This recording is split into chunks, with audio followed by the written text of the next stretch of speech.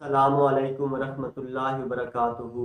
Hakim Javed Iqbal the herbalist channel की तरफ से आपकी खिदमत में हाजिर है।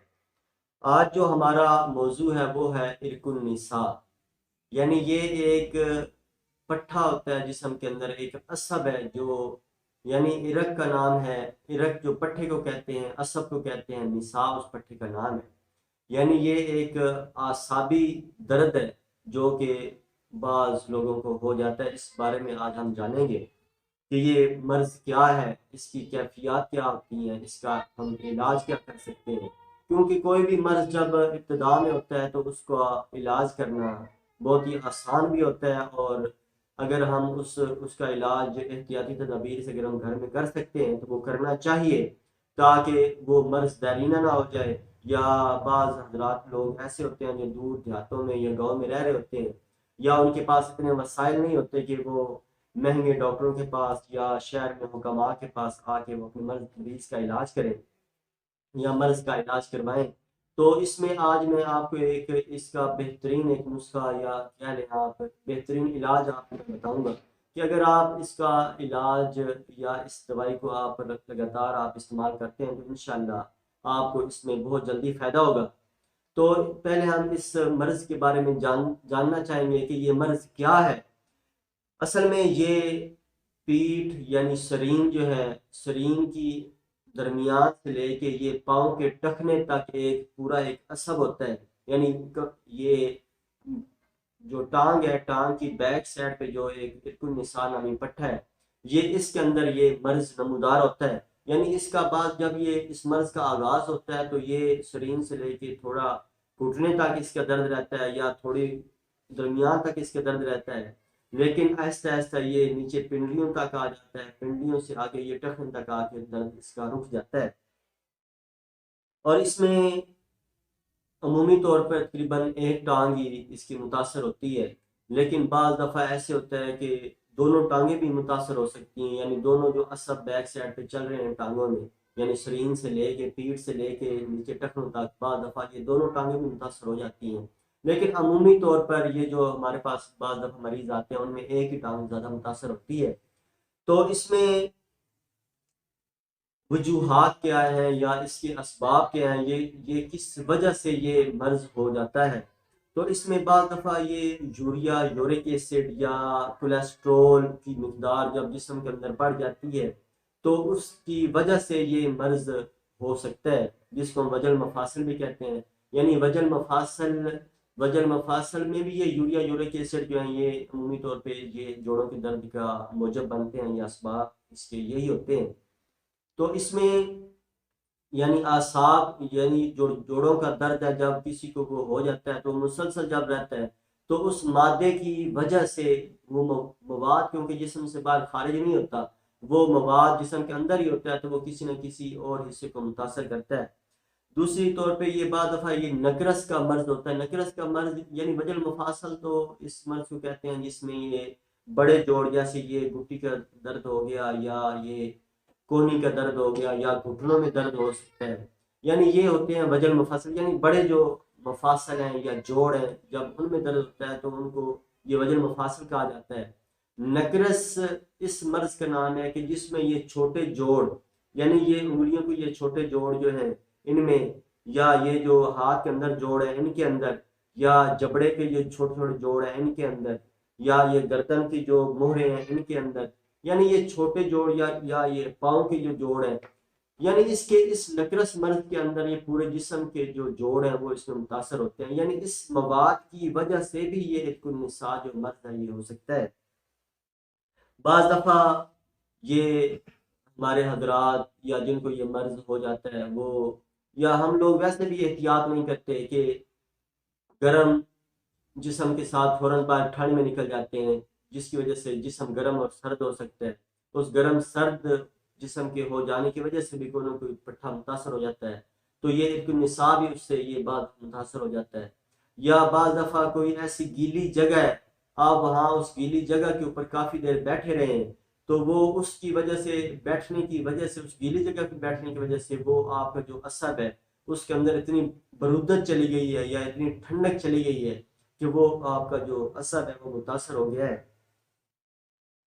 या बाज़ दफ़ा ऐसे होता है कि कई लोगों को कब्ज़ की कैफियत रहती है, लेकिन वो कब्ज़ का अपना प्रॉपर इलाज नहीं करते या अपनी ग़िज़ाओं की वो तरतीब नहीं बनाते कि अगर वो अपनी ग़िज़ा को उस तरतीब के साथ, जिनको ये कब्ज़ रहती है, अगर वो अपनी ग़िज़ा को तरतीब में ले आते हैं तो ग़िज़ा को तरतीब में लाने से उनकी कब्ज़ दूर हो सकती है। लेकिन बाद लोग इसमें लापरवाही करते हैं, एहतियाती तदाबीर या खाने पीने की अपनी रूटीन को ठीक नहीं करते, तो वो लोग भी इस मर्ज़ के अंदर मुब्तला हो सकते हैं। या बाज़ दफ़ा ये मकद यानी पखाने की जो जगह है, वहाँ पे कोई मर्ज़ हो गया है, यानी बवासीर हो गई है या कोई और ऐसी प्रॉब्लम, किसी मर्ज़ के हवाले से कोई ऐसी कैफियत उसमें पैदा हो गई है, तो उस मवाद की वजह से या इस मर्ज़ की वजह से भी जो है ये इर्कुनिसा, ये दर्द पैदा हो सकता है। तो इसकी तकरीबन मैंने पहचान आपको करवा दी है। अब इसकी कुछ इलामात भी मैं आपको बता दूँ कि इसमें तकरीबन तारीफ़ के अंदर मैंने आपको इसकी इलामात भी बता ही दी हैं। लेकिन फिर भी ये दर्द जो है ये शरीर यानी पीठ से लेके नीचे टखने तक या या या जब ये इब्तिदा में होता है तो ये घुटने तक ये दर्द रहता है। और अमूमी तौर पे ये कमर की बैक साइड पे यानी पीठ से लेके नीचे घुटने तक, टखने तक ही होता है, या ये दोनों टांगों में हो सकता है। अगर ये बाज़ दफ़ा ये भी होता है कि इसमें अगर इसका प्रॉपर इलाज ना किया जाए तो इसमें टांग कमज़ोर हो जाती है, बंदा यानी जैसे एक टांग में खिंचाव पैदा हो गया है, उसको चलने में भी खिंचाव महसूस होता है, यानी जब वो चलता है आदमी तो वो जैसे एक लंगड़ा आदमी चल रहा होता है, क्योंकि वो उसका जो असब जो है, जो एक निशान हमें ये जो पट्टा है, ये प्रॉपर काम कर ही नहीं रहा होता, जिसकी वजह से जो है वो एक लंगड़ाहट का आदमी शिकार हो जाता है। तो उसमें इसका जो असब है, इसके अंदर बुनियादी तौर पे ये कमज़ोरी वाक़या हो जाने की वजह से, यानी उसमें वो तवानाई ताकत नहीं रहती, जिसकी वजह से टाँग कमज़ोर हो जाती है, या वो कह लें कि दूसरी टाँग की बनिस्बत दूसरी एक जो मुतासरा जो हिस्सा है या जो मुतासरा टाँग है वो बनिस्बत कमज़ोर होगी, चलने में भी उसको महसूस होगा, वैसे जिसामत के लिहाज से भी उसमें कमज़ोरी वाक़या हो जाती है। तो आज जो मैं आपको इसका इलाज बताने लगा हूँ वो इंतहाई आसान भी है और सस्ता भी है, और इसमें ना कोई स्टीराइड है। अगर आप इसको महीना, 2 महीने, 6 महीने, 1 साल, 2 साल अगर आप इसको लगातार भी इस्तेमाल करते हैं तो इंशाल्लाह इंशाल्लाह इसके कोई साइड इफ़ेक्ट नहीं है, क्योंकि ये हर्बल मेडिसिन है, देसी अद्वियात है। ये हमारी ये इन्हीं ज़मीनों के अंदर ये पैदा होने वाली चीज़ें हैं, जो हमने प्रॉपर तरीके से हमने इनको अगर हम इस्तेमाल करते हैं तो इसका इंशाल्लाह कोई नुकसान नहीं, ना ना आपके कोई इसको खाने से कोई मैदे में कोई कमज़ोरी वाक़या होगी, ना कोई जिगर का कोई मसला होगा। बाकी तो ये जो दर्द वाली जितनी अद्वियात, क्योंकि ये दर्द इतना शदीद होता है कि डॉक्टर हज़रात जितने जो है ये आपको स्टीरॉइड इस्तेमाल करवाएँगे। जब आप इनको लगातार स्टीरॉइड खा के, क्योंकि स्टीरॉइड का बुनियादी तौर पे काम है कि जब तक आपको वो आप उसका असर, अगर आपने वो मेडिसिन खाई है उसका असर फ़र्ज़ करें 1 दिन रहता है, 2 दिन रहता है, तो आपको दर्द की कैफ़ियत भी महसूस नहीं होगी। लेकिन यूँ ही उस दवाई का असर ख़त्म होता है, तो फ़ौरन आपको दर्द शुरू हो जाती है। ये असल में स्टीरॉइड होते हैं, स्टीरॉइड खा के मैदा कमज़ोर हो गया, जिगर कमज़ोर हो गया, अंतड़ियों के अंदर कई मसाइल पैदा हो जाते हैं, दिल कमज़ोर हो जाता है। यानी ये इनके लगातार इस्तेमाल की वजह से, ये क्योंकि ये मर्ज़ बड़ा होता है देरीना टाइप, यानी ये आप कहें कि इसका इलाज 1 हफ्ते में ठीक हो जाऊँ या 15 दिन के अंदर ठीक हो जाऊँ या 1 महीने में, ये इसका इलाज 2-2 महीने, 3-3 महीने, 6-6 महीने करना पड़ता है। तो ये जो आज मैं आपको इसका इलाज बताऊँगा इंतहाई आसान भी है और सस्ता भी है, और इसमें कोई मुज़र असरात नहीं है, कोई स्टीरॉइड नहीं है। आप इसको लगातार इस्तेमाल करें, अल्लाह ताला का नाम लेके इसको खाएँ, इंशाल्लाह आपको इस मर्ज़ से निजात मिल जाएगी। तो इसमें आपने करना क्या है, रीढ़ लेनी है। रीढ़ आप लोग तकरीबन घर में ख़वातीन वगैरह या आम लोग जानते ही हैं, मुरब्बा रीढ़ भी आमतौर पर मशहूर है, लोग खाते रहते हैं। तो आपने ये रीढ़ें लेनी है, जिसको हम हरड़ कहते हैं, हरड़ ज़र्द, यानी जो बड़ी रीढ़ होती है उसको हरड़ ज़र्द कहते हैं, लेला ज़र्द कहते हैं। इसका आपने छिलका लेना है, यानी आपने उसको जब उसके अंदर एक गुठली होती है, आपने उसको जब हल्का सा कूटेंगे तो उसका जो छिलका है वो अलग हो जाएगा, गुठली अलग हो जाएगी, वो छिलका आपने हरड़ का लेना है। इस तरह दूसरी चीज़ जो है वो है मुसब्बर।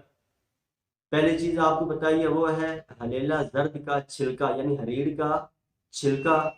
दूसरे नंबर पे है मुसब्बर। ये मुसब्बर, ये कह लें कि एक ये जोहर निकाला होता है मुंह, जो कह लें कि यानी काली टाइप, ये एक आपको खुश्क हालत में ये मिलेगी। यानी ये मुख्तलिफ जड़ी बूटियों का ये बनाते हैं, उसकी ये कड़वी होती है बहुत ज़्यादा। तो ये आपने लेनी है पहचान करके, इसमें मिट्टी वाली नहीं लेनी है आपको, बल्कि आपने खाला जब उसको आप ऐसा से तोड़ेंगे तो आराम से टूट भी जाएगी, वो बिल्कुल लाइट टाइप की होगी बिल्कुल इंशाल्लाह। उसमें कोई ऐसा मुझे असरात आप नहीं लेने जिसके अंदर कोई जर्द ये मिट्टी वगैरह हो या कोई ये तिनके वगैरह हो, बल्कि साफ सुथरी ये आपने लेनी है। तीसरे नंबर पे आपने लेनी है सुरंजा शीरीं। ये सुरंजा भी दो किस्म की आती है, एक होती है सुरंजा तल्ख, एक होती है सुरंजा शीरीं। ये आपने सुरंजा शीरीं लेनी है। सुरंजा शीरीं ये आप फिर एक दफा नोट कर लें। इसमें पहली चीज है हलेला जर्द, दूसरे नंबर पे है मुसब्बर, तीसरे नंबर पे है सुरंजा शीरीं। ये आपने बराबर वजन में लेनी है। बराबर वजन से मुराद ये है कि अगर आप छिलका ये जो आपने हलेला जर्द का लिया, अगर आपने 1 तोला लिया है तो मुसब्बर भी आपने 1 तोला लेना है, और इस तरह सुरंजा शीरीन जो है ये भी आपने 1 तोला लेना है। इन तीनों को आपने कूट छान के आपने इसकी मिकदार, तकरीबन मिकदार खुराक जो है, ये थोड़ी सी कड़वी दवाई बनेगी क्योंकि ये जो मुसब्बर है ये थोड़ा सा कड़वा होता है। तो आप इसमें ये करें कि 500 मिलीग्राम वाला जो कैप्सूल है, ये खाली कैप्सूल आपको बाजार से या ये पंसार वालों से अमूमी तौर पर मिल जाते हैं। तो वो आपने एक कैप्सूल उसको ये आपने बल्कि 3 तोले आपने दवाई फर्ज करें अगर बनाई है तो आपने उसके कैप्सूल भर के रख लें, 500 मिलीग्राम वाले कैप्सूल। ये आपने सुबह दोपहर शाम एक एक कैप्सूल नीम गर्म पानी के साथ या चाय के साथ या अदरक के कहवे के साथ ये आप 3 टाइम इस्तेमाल करें। ये तकरीबन आपने 1 महीना आपने इसको 3 टाइम इस्तेमाल करना है। बीच में तकरीबन 1 हफ्ता या 10 दिन के बाद 1 दिन का वक्फा दे दें।